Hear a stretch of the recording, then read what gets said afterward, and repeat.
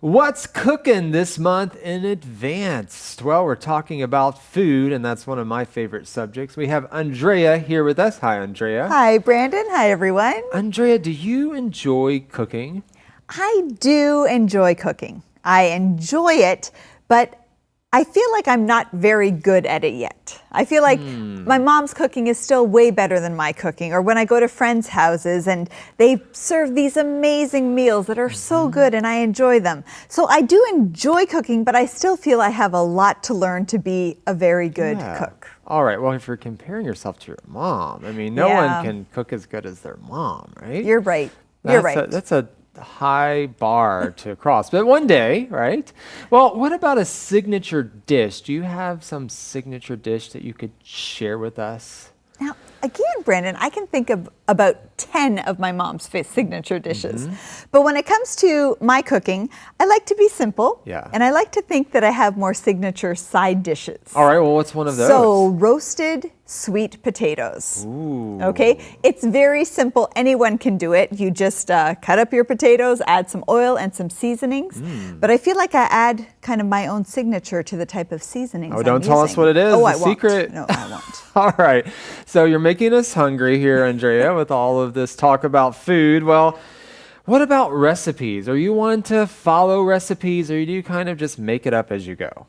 Generally, I follow recipes. I like the structure that a recipe gives me, especially if it's the first time I'm cooking a dish.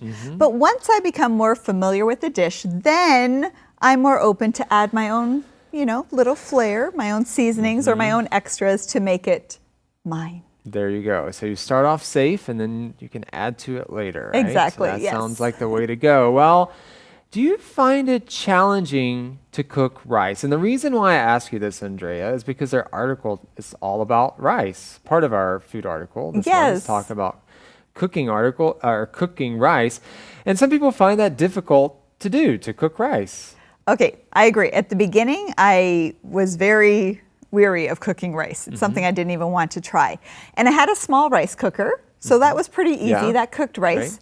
But then I thought, actually, I wanted to minimize my kitchen, simplify things. So I started cooking rice in a pot on the stove. And then I learned a few tricks, like adding a little bit of oil or butter along with some salt, a certain time while it's boiling. And that really made a difference. Yes.